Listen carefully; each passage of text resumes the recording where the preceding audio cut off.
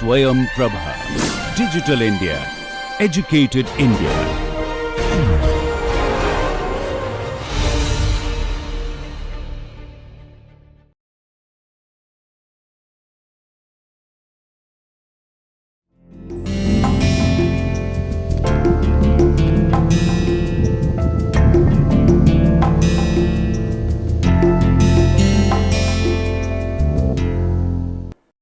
So, welcome to this lecture series. So, we are continuing the tutorials of thermodynamics. In last 10 tutorials, Professor Jishnu Bhattacharya covered the first half of the thermodynamics. So, I will start from the gas power cycles, and in this lecture we are going to look at air standard cycles, basically the Otto cycle, and in subsequent classes we will also cover diesel cycles, Brayton cycle, etc. So, there will be some theoretical questions that I will quickly go through. For example, what are the air standard assumptions? Like these are probably covered during the course work of thermodynamics, but I am just going to refresh your knowledge before I start the problem solving. So, what are the air standard assumptions, and what is the difference between air standard assumptions and cold air standard assumptions? So, the air standard assumptions are: number 1, the working fluid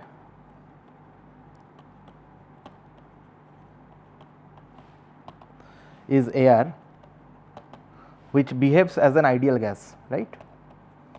So, that is the first assumption. The second assumption is that all the processes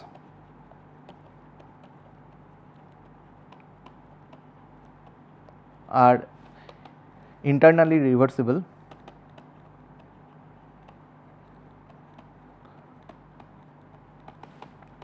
So, this means that the internal entropy generation due to friction and reversible adiabatic compression and expansion processes are negligible, right, are in fact basically that is the internally reversible assumptions.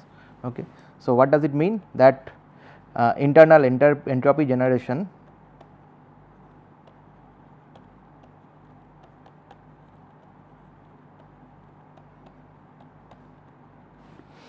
due to friction and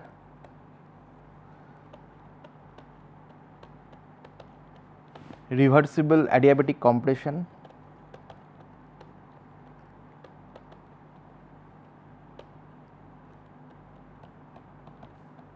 and expansion. Okay. Is basically 0. Okay. So, there is no internal entropy generation due to these processes. The third assumption is that the combustion process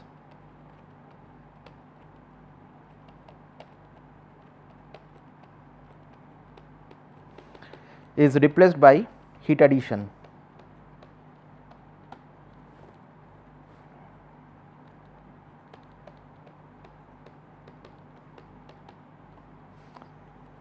So, there is no actual combustion process in this cycles. So, it is basically replaced by heat addition process depending on constant pressure, constant volume, etc. So, and the fourth assumption is that the exhaust process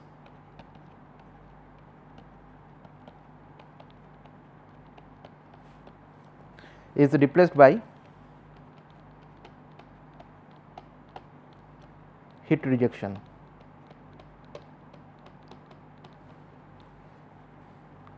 Process. Okay. And the working fluid comes back to the original state after this. So, there is no actual combustion process in this air standard assumptions, and the exhaust process is also replaced by heat rejection process. Now, what is the difference between air standard assumptions and the cold air standard assumptions?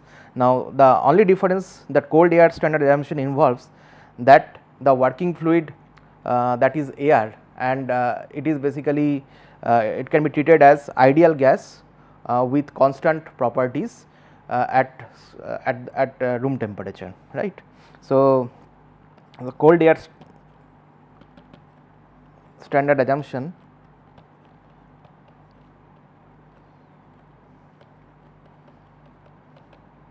is basically that working fluid is air, and that can be treated as an ideal gas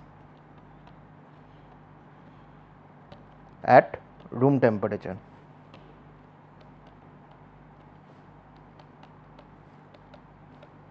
And we will be using in this case constant specific heats. So, that is the only difference. Okay. So, next we will move to question number 2. So, the question is that what does the area enclosed by the cycle represents on a PV and TS diagram. So, you have already learnt PV and TS diagram, and also you have studied this gas powered cycles. So, for example, this there can be one cycle which, so this is the PV diagram, let us say, and there could be a TS diagram.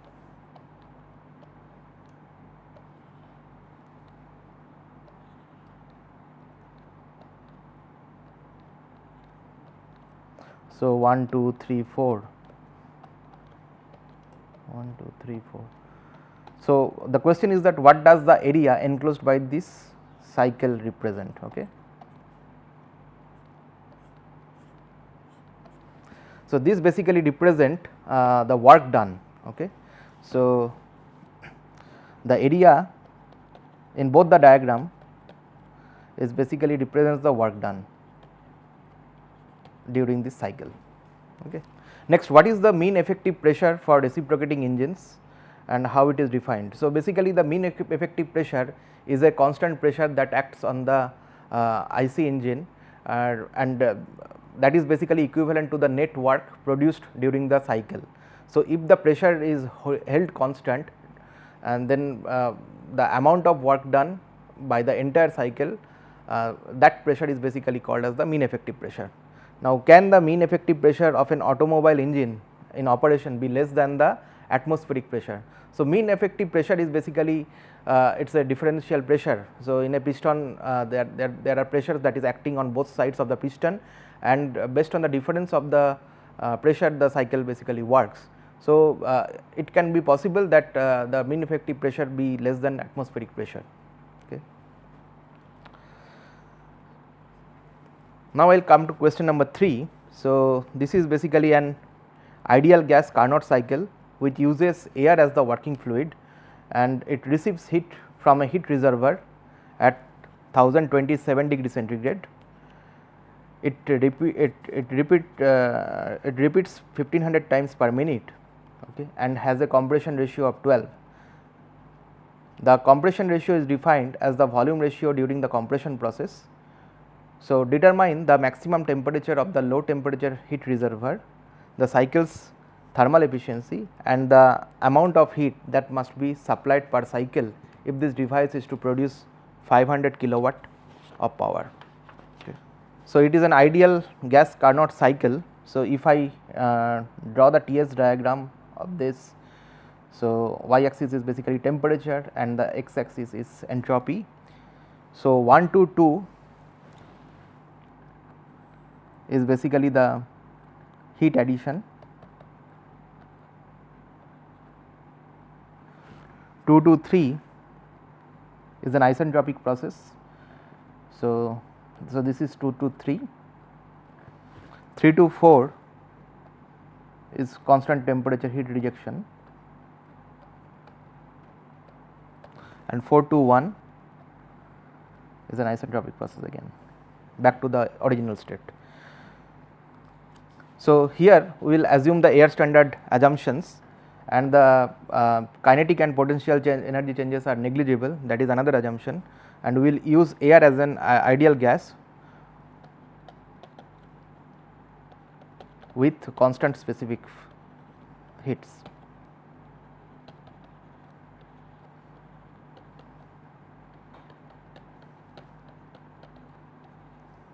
Okay. So, that is the assumption. Now, for the properties we have to look at the Cp, that is constant specific heat. It is 1.005 kilojoule per kg Kelvin. So, we are assuming air at room temperature, and CV for air is constant volume specific heat is 0.718 kilojoule per kg Kelvin. We know that K is 1.4 for air. Okay. So, these properties can be taken from the table. I am hoping that you are all referring St. L. Bowles thermodynamics book, and then table A2A basically gives the these properties. So, now what is given is that the T1 and T2. So, T1 is basically so we have to find these things. So, we have to find out the maximum temperature of low temperature heat reservoir, right. So, if I say that the compression ratio is given. So, compression ratio is let us say compression ratio is V2 by V1, okay, and that is 1/12 here.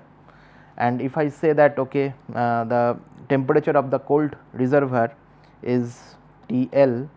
So, TL should be T hot basically multiplied by compression ratio. Okay. So, 1/12 to the power of K minus 1.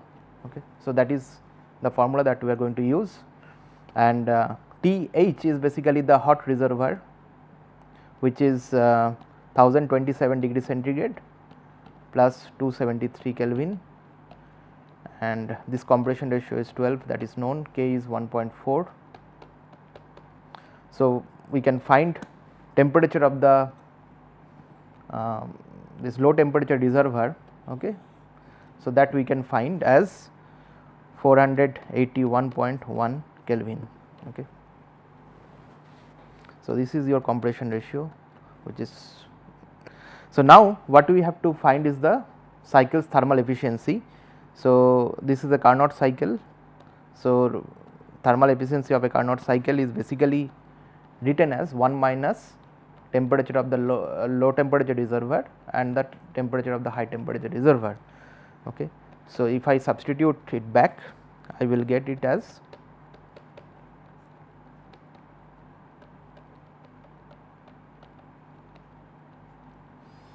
so you can find out the efficiency as 0.63 or 63%. Okay. So, that is the cycle's thermal efficiency. Next, we move to the amount of heat that must be supplied per cycle if this device is to produce 500 kilowatt of power. Okay. So, we know efficiency, and we need to find out the heat that must be supplied to the cycle. Okay.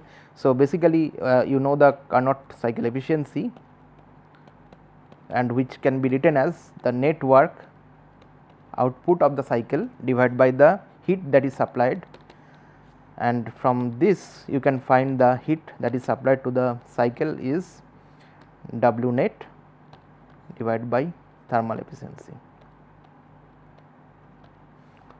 So, the W net is basically given as 500 kilowatt, and basically you have to find W net from this 500 kilowatt. So, what you have to do, you have to see that the cycle is basically repeating as 1500 times per minute. So, W net here can be written as, let us say, W dot net, which is the 500 kilowatt of power, okay, divided by N dot. N dot is the number of repetitions, that is the number of cycles per minute. So, W dot net is 500 kilowatt and N dot is 1500 times per minute. So, basically from this we can find it is as it, and this is at 1500 per minute. So, I have to divide by 60 to convert it into second. So, this is the revolution per second kind of thing. Okay. So, from this W net can be obtained as 20 kilojoule per cycle. Okay. So, we need to find the heat supplied per cycle, right. So, that is why we obtain the work done per cycle, which is 20 kilojoule per cycle. So, now if I substitute it back here and then divide it by the Carnot efficiency, then I will get the heat supplied per cycle. which is 31.75 kilojoule per cycle. Okay. So, in this engine you have to supply this much heat per cycle. Okay. So, in this problem we learnt about the analysis of the Carnot cycle, and we found the if the compression ratio is given, we can easily find out the low temperature reservoir, temperature of the low temperature reservoir, if the high temperature reservoir, hot temperature reservoir is given, and substituting this temperature we can obtain the Carnot cycle efficiency, and later on we could calculate the amount of heat that has to be supplied per cycle in this device. We will move on to the next problem.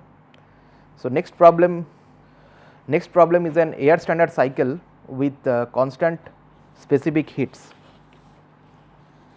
So, it is an air standard cycle with constant specific heat that is executed in a closed piston cylinder system, and it is composed of following three processes. Okay. So, 1 to 2 is an isentropic compression process that has a compression ratio of 6, and the temperature at the beginning of this step is 27 degrees centigrade and pressure is 100 kilopascal. So, if I draw PV diagram, which we eventually have to draw PV diagram for this. So, PV diagram will look like this. So, it is an isentropic compression, something like this. So, 1 to 2. Now, 2 to 3 is basically a constant pressure heat addition process. So, the pressure remains constant. So, we have to go like this 2 to 3, and remember there is only 3 steps in this cycle, and the third step is the constant volume heat rejection. So, heat has to be rejected at constant volume. So, we will join it like this. So, this is the PV diagram, and if I draw the TS diagram accordingly, the TS diagram will be look like this. So, 1 to 2 is an isentropic compression process, 2 to 3 is constant pressure process where heat is added. So, 2 to 3 in this direction, and 3 to 1 is constant volume heat rejection, again it will come back to the state 1. So, this is the heat rejection process. So, now what we have to assume that air has constant properties, that is Cv and Cp are given, and this ratio of the specific heat is also given, that is 1.4 here, and this gas constant of air is given, that is 0.287 kilojoule per kg Kelvin. Okay. So, what we have to do? We have to determine the back work ratio for this cycle. Okay. So, again air standard assumption with constant specific heats we will be doing in this problem, we will be assuming in this problem, and for the analysis part we have already drawn the PV and TS diagram. So, now we have to calculate the back work ratio. Okay. So, back work ratio, this, let us say this is the back work ratio, it can be denoted as the amount of work that is going in, okay, divided by the work that is W23 out. Okay. So, this is the amount of W23 out is basically this one 2 to 3 process. Okay.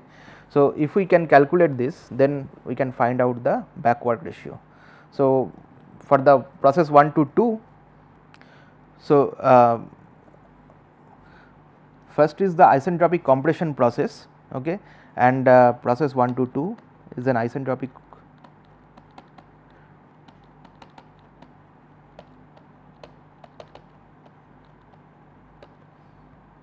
compression. So, W12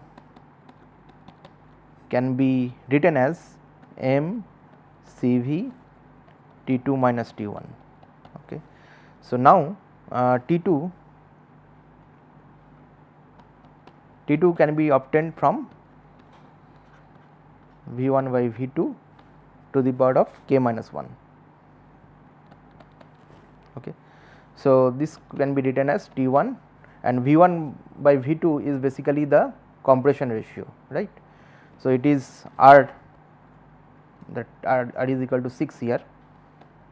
Okay. So, if I substitute then probably I can substitute it here, this T2 back into this work done expression, and now I will come to the process 2 to 3,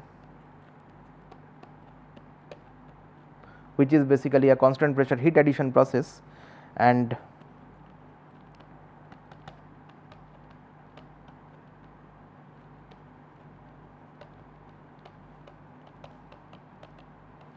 okay. So, here W23 can be written as 223 P of P times dV. Now, so it is basically pressure is constant, so I can write P2 and dV integration will give you V3 minus V2. Okay. So, that is the W23. So, now I can substitute this and I can find R BW, that is the back work ratio, as CV T2 minus T1. Okay. So, mCV T2 by minus T1 and W23 will be, so W23 can be written as M. So, P2 V3 I can write it as MR T3, right, and P2 V2 I can write it as MR T2. Okay. For the ideal gas I can write basically P2 is equal to P3. So, P2 V3 is basically P3 V3, which can be written as M times R times T3, and P2 V2 can be written as M times R times T2. So, this is the W23 which I can substitute here, and then it will be M R T3 minus T2. Okay. So, now we can note that R is basically Cp minus Cv, the difference of the specific heats, and K is the ratio of the specific heats. Okay. So, from this we can find Cv is nothing but R by K minus 1, right, that we already know. So, I can substitute this back here and this will give you T2 minus T1 divided by K minus 1 T3 minus T2. Okay. So, from this I can take T2 common in the numerator and denominator, and that T2 will cancel with each other. So, I will get 1 minus T1 by T2 in the numerator. In the denominator I will get K minus 1, I am taking T2 common. So, it will be T3 upon T2 minus 1. Okay. So, I have to go to the next slide. So, what we have derived so far is that R BW, which is nothing but 1 minus T1 upon T2 divided by K minus 1 into T3 upon T2 minus 1, that is what we derived, right. So, now I can substitute T1 by T2 in terms of the compression ratio. Okay. So, we have already derived this. The ratio of T1 and T2 can be found from this expression. Okay. So, T1 by T2 is 1 by R to the power of K minus 1, right. So, T1 by T2 is 1 by R to the power of K minus 1, right, and T3 by T2, T3 minus T3 by T2 is nothing but R, right. If you look at that the cycle diagram, yeah, that is quite obvious, T3 by T2 is R. So, I will now substitute it back here in this expression. So, I will get 1 minus 1 by R to the power of K minus 1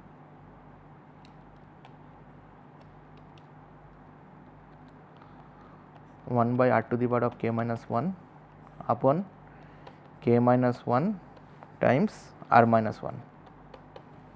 Okay. So, now the values are given. For example, r is given as 6 and k is 1.4 for air. So, I can substitute the values here, and if I compute I will get it as 0.256. So, in this cycle the back work ratio is 0.256. Okay. So, let us quickly revisit this problem, and so first we have drawn the PV diagram and TS diagram for this cycle. So, this cycle has 3 parts. 1 to 2 is an isentropic compression process, 2 to 3 is a constant pressure heat addition, 3 to 1 is constant volume heat rejection, and now we have to calculate the back work ratio, which is basically the amount of compression work, that is between 1 to 2 divided by the amount of heat that is added between this 2 to 3. So, basically for process 1 to 2 we can find the amount of work done in this process, and then for process 2 to 3 we can find this thing W23, which is m times r times T3 minus T2, and then when we substitute it back we can get the back work ratio, and finally we use the values that is given in the problem and obtain the back work ratio as 0.256. So, this is an air standard cycle example. Next we will move to an ideal Otto cycle. Okay, so, ideal Otto cycle, that has a compression ratio of 8. At the beginning of the compression process, air is at 95 kilopascal and 27 degree centigrade. 750 kilojoule per kg of heat is transferred to air during the constant volume heat addition process. Now, taking into account the variation of specific heats with temperature. So, here we are considering the specific heats are varying with temperature. So, what we have to find? We have to determine the pressure and temperature at the end of the heat addition process. Okay. So, if I draw the cycle diagram, PV diagram for this cycle, it looks like this. So, P and V. So, 1 to 2 is an, for an Otto cycle 1 to 2 is an isentropic compression process, 2 to 3 is a constant volume heat addition process, 3 to 4 is an isentropic expansion process, and 4 to 1 is constant volume heat rejection process. Okay. So, these are the 4 processes in an Otto cycle. So, it has a compression ratio of 8. So, let us say R is the compression ratio and that is 8. At the beginning of the compression process, air is at 95 kilopascal. So, basically this is the state 1. So, P1 and T1 is given. So, P1 is 95 kilopascal and T1 is 27 degree centigrade, which is basically 300 Kelvin. So, that is the state 1 that is given, and during the constant volume heat addition process, so here, so heat is added, so that is given. So, Q in is 750 kilojoule per kg. So, that much heat is transferred to air during this process. Now, we have to consider the variation of specific heats with temperature and determine the pressure and temperature at the end of the heat addition process. So, this is the end of the heat addition process. So, that is the maximum temperature, or I mean the maximum pressure within this cycle, okay, that occurs at 0.3. So, we have to find both pressure and temperature, P3 and T3, okay, at the end of the heat addition process. The net work output of this cycle, that also we have to find, and the mean effective pressure. Okay. So, these are the quantities that we are looking at. So, we start with this first state. So, T1 is, so process 1 to 2 is an isentropic compression process.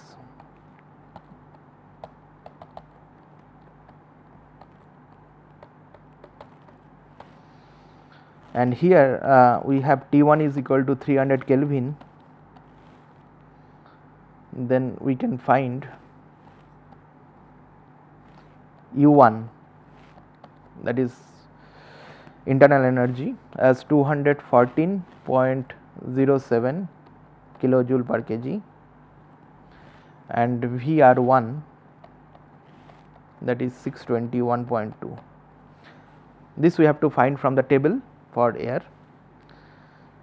Now VR2 is basically V2 upon V1 multiplied by VR1. So V2 upon V1 is nothing but, so this is your V2 and this is your V1. So V2 upon V1 is nothing but 1 by R, right. So 1 by R. So here R is equal to 8. So it is VR1 upon 8. Okay. So if I substitute VR1, relative volume, divided by 8, so then I will get it as 77.65. So that is the VR2. Now we know that VR2 at this point, okay. So we have to find T2 corresponding to this, okay.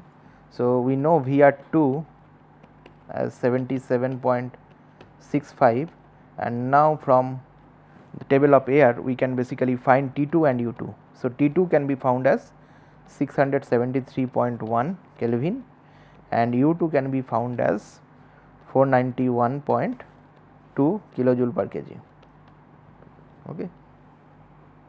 So that is the temperature at T2 is the temperature at after the compression process, okay. So next we will move to the, okay, we can find P2 also at this point. So P2, V2 by T2 can be written as P1 V1 by T1, okay. So from this we can find P2 is equal to P1 multiplied by V1 upon V2 multiplied by T2 upon T1. So here P1 is what? P1 is 95 kilopascal, V1 upon V2 is the compression ratio, that is 8, and T2 upon T1, that is 673.1 Kelvin divided by T1 is 300 Kelvin. So we find P2, and P2 is 1705 kilopascal, okay. So pressure has increased up to this 1705 kilopascal. So that is at the end of process 1 to 2. Now we have to come to the constant volume heat addition. So constant volume heat addition process, that is process 2 to 3, okay. So here what is happening, Q in is given, right, that is equal to nothing but U3 minus U2, okay. So difference between the internal energy of these 2 points, Q in is known and we have already obtained U2, so we can find U3 from this. So basically U3 is U2 plus Q in, okay. So U2 is 491.2 and Q in is 750 kilojoule per kg. So basically U3 is obtained as 1241.2 kilojoule per kg. So that is the value of U3. Now you know U3, and from U3 we can find, so U3 is known, from this we can find T3 as 1539 Kelvin from the table, and VR3 also we can find, VR3 is 6.588, okay. So if you know U3 you can find the T3 and VR3, right. So, this is one of the answer T3, temperature at the end of the volume and heat addition process. Next we have to find what is P3. Okay. So, we know P3 V3 upon T3 is equal to P2 V2 upon T2. Now, from this we can write P3 is equal to T3 upon T2 multiplied by P2, okay, because V3 is equal to V2 during the heat addition process. It is a constant volume heat addition process. So, V3 is equal to V2. So, now we can substitute the values and we can calculate P3. So, it is 1539 Kelvin, T2 is 673.1, right, and P2 is 1705 kilopascal. So, if I substitute, I will get P3 as 3898 kilopascal. So, that is the maximum pressure within the cycle at point number 3, which is after the heat addition. Okay. So, next we can move to the process 3 to 4, that is the isentropic expansion process.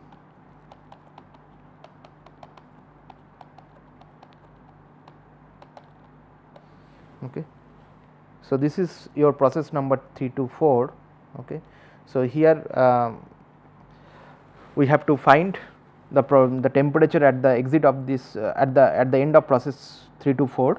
So, what we will do, we can first calculate VR4 as V1 upon V2, right, multiplied by VR3. Okay. Basically V1 is equal to V4 and V2 is equal to V3. So, we can make this substitution. So, V1 upon V2 is nothing but your compression ratio, that is 8 here, and we have obtained VR3 as 6.588. So, finally you get VR4 as 52.7, and now for this VR4 we can find T4 as 774.5 Kelvin and U4 as 571.69 kilojoule per kg. Okay. This is for this VR4 equal to 52.7. You have to see the table for air, and from that you can find these values. So, now we have obtained all these temperatures. Now we have to come to the process 4 to 1. Again, this is a constant volume heat rejection. Okay, constant volume heat rejection process. We know VR4 and VR4 is equal to so this is the constant volume heat rejection process. So, we need to find what is the Q out of this cycle. So, Q out of the cycle will be U4 minus U1. So, we have found U4 as 571.69 and U1 was 214.07. So, you can find Q out as 357.62 kilojoule per kg. So, that is the heat rejection. Now, we can find what is the net work of the cycle. So, net work will be basically Q in minus Q out. Q in was given as 750 and Q out we have calculated at 357.62. The difference is the net work output, which is 392.4 kilojoule per kg. Okay. So, that is the net work output of the cycle. Next question is we have to calculate the efficiency of this thermal efficiency of the cycle and the mean effective pressure. So, for thermal efficiency of the cycle, eta thermal is basically the net work output divided by the heat input. So, net work output is 392.4 kilojoule per kg and the heat supplied is 750 kilojoule per kg. So, the ratio of this is 52.3%. So, that is the efficiency of this Otto cycle. The fourth part of the question is that we have to calculate the mean effective pressure, right. So, mean effective pressure is basically written as the net work output divided by V1 minus V2. Okay. So, net work output is 392.4 Kelvin kilojoule per kg, and V1 minus V2 we have to calculate. So, V1 is basically if I take V1 as common, so it is 1 minus V2 by V1, right, and V2 by V1 is 1 over R, right. So, it is 392.4. V1 we have to calculate V1. Okay. So, V1 can be calculated, I will do this calculation, but 1 minus V2 by V1 is 1 over compression ratio, that is basically 1 over 8. Okay. Now, V1 has to be calculated, it can be calculated from the equation of state. So, it is R T1 upon P1. So, temperature is given at the beginning of the cycle as 27 degree centigrade, R is known, R is 0.287 for air kilojoule per kg Kelvin. Always we have to be careful with the units, otherwise we may commit mistakes. So, here we are talking about kilojoule per kg Kelvin, and then we have to multiply it with 300, that is the temperature in Kelvin, divided by P1. P1 is 95 kilopascal. So, we will be writing 95 because the unit has to be consistent. So, here we are basically kilojoule per kg Kelvin. So, here we are talking about kilopascal. So, you have to be consistent with the units. Okay. So, you can find V1 you can find it as 0.906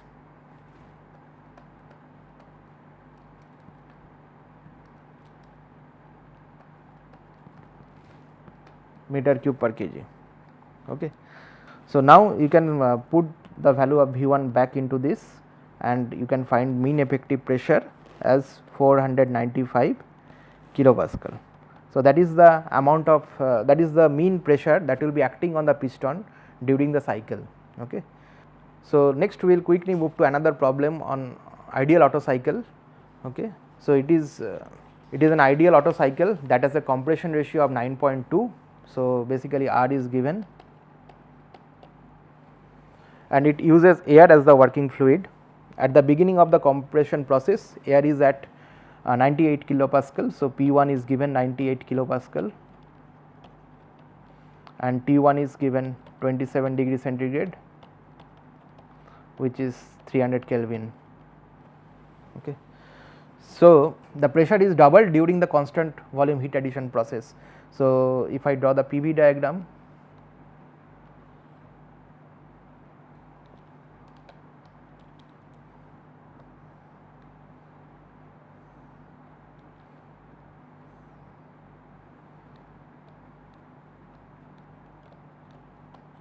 so 1 to 2, 2 to 3, 3 to 4 and 4 to 1. So, 1 to 2 is an isentropic compression process, 2 to 3 is a constant volume heat addition process, 3 to 4 is an isentropic expansion process, and 4 to 1 is a constant volume heat rejection process. So, these are the 4 processes that occurs at ideal Otto cycle, and during the heat addition the pressure is doubled, that is the statement that is given here. So, P3 upon P2 is basically 2, that is given. Accounting for variation of specific heats with temperature, determine the amount of heat transferred to the air. So, what is the amount of heat that is transferred to the air, Q in, that we have to find. The net work output, W net, we have to find, and then we have to find the thermal efficiency and again the mean effective pressure. So, these are the questions that we have to answer. So, again we will do the same process that we did in the previous problem. Here P1 and T1 is given, and for that we can find E1. Okay, E1 is 214.9 0.07 kilojoule per kg, and VR1 can be found as 621.2. Now, that is the process 1 to 2. I mean, if I come to the process 1 to 2, so what is happening? VR2 we have to find. VR2 is basically V2 upon V1 multiplied by VR1. So, V2 upon V1 is basically 1 over compression ratio, right. So, it is compression ratio is 9.2 here. So, it is VR1 is 621.2 divided by 9.2. So, you can find VR2 as 67.52. Now, for this VR2 you can find T2 from the table, and then this T2 is 708.3 Kelvin, and U2 can also be found. U2 is 518.9 kilojoule per kg. Okay. So, this is the state at point 2 after the isentropic compression process. Now, we come to the pressure. So, we have to find what is the pressure at 2. So, we know P2 V2 upon T2 is equal to P1 V1 upon T1, and from this we can find P2 as P1 multiplied by V1 upon V2 multiplied by T2 upon T1. So, now P1 is what? P1 is given, that is 98 kilopascal. V1 upon V2 is 9.2, that is the compression ratio, and T2 upon T1 we can substitute T2 708.3 and T1 is 300 Kelvin. So, that will give you P2. So, P2 is 2129 Kelvin kilopascal, 2129 kilopascal, that is the pressure at state 2. Now, we will go to the constant volume heat addition process, that is process number 2 to 3. Here pressure is doubled, right. So, in this case I can write P2 V2 upon T2 is equal to P3 V3 upon T3. So, during this constant volume heat addition process V2 is equal to V3, and now what is given, that P3 equal to 2 times P2, right, that is given here. So, we can find T3. So, T3 is equal to T2 multiplied by P3 upon P2. So, T2 is known, that is 708.3 kilopascal, and P3 upon P2 is 2. So, you will get answer for T3, that is 1416.6 Kelvin. So, that is the temperature at state 3. So, now you know T3, and from this T3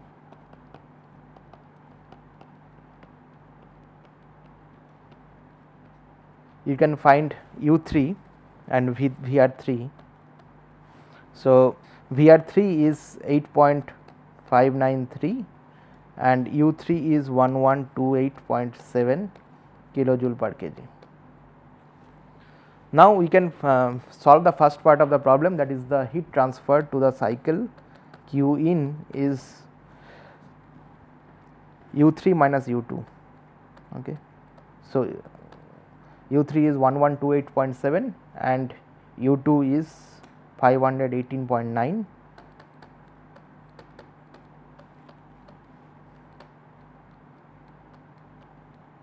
So, if you subtract, then you will get 609.8 kilojoule per kg.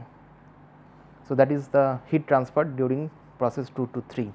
Next, we need to move to process number 3 to 4, okay, which is an isentropic expansion process.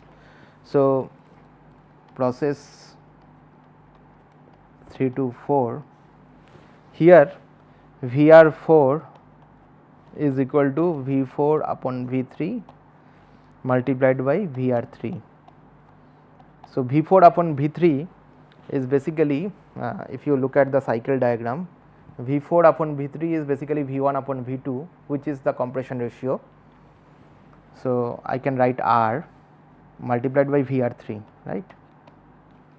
Now, what is R? R is 9.2, that is given in the problem, and VR3 is 8.593. So, I will get VR4 as 79.06. Now, for this I can find what is U4, right. So, U4 I can find as 487.75 kilojoule per kg from the table. Okay. Okay. So, now we know this state, and now state 4 is basically process 421 is constant volume heat rejection process. So, here constant volume.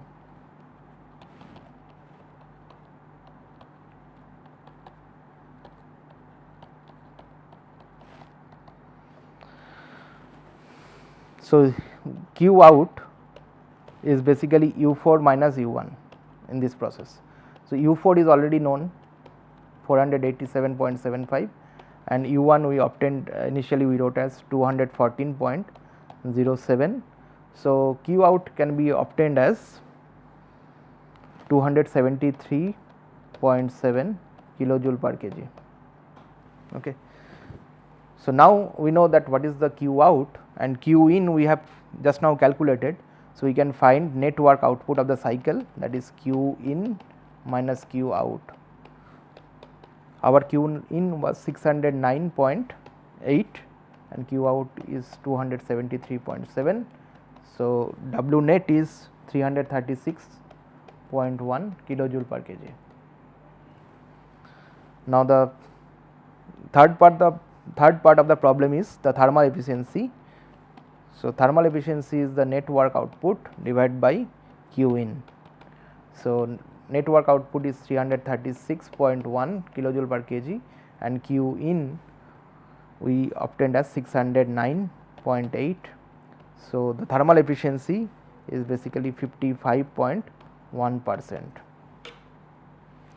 The fourth part is the mean effective pressure, and for that we need to find what is V1. Okay. So, we need to find V1 as RT1 by P1. Okay. So, R is 0.287, it can be written as kilopascal meter cube per kg Kelvin. Okay. So, that is the unit of R, and temperature at the initial point, that is 300 Kelvin, and pressure was 98 kilopascal. So, you will get it as 0.879 meter cube per kg. So, that is the volume at the state 1. Now, we can find mean effective pressure as net work divided by the change in volume between the top and the bottom dead centers. So, V1 minus V2. So, I can write it as W net, I can take V1 as common. So, it is 1 minus V2 upon V1. So, W net is 336.1 kilojoule per kg, and V1 is 0.879, and 1 minus V2 by V1 is basically 1 over compression ratio, which is 1 over 9.2 here. So, then you can find mean effective pressure as 429 kilopascal. Okay. So, that is the solution for this problem. So, in the last two problems we basically discussed ideal Otto cycle, and we have calculated the net work output or the thermal efficiency and the mean effective pressure for this Otto cycle. But here we considered this air as an working fluid, but we have taken variable specific heats, right. So, we have basically used a variable specific heats for while solving these problems, and both the problems are more or less similar, except that in the first problem what we have given is basically the amount of heat that is transferred to the cycle, and the second problem it is given it is shown that the amount of pressure rise it is basically the pressure is doubled during the heat addition process. So, that was the only difference.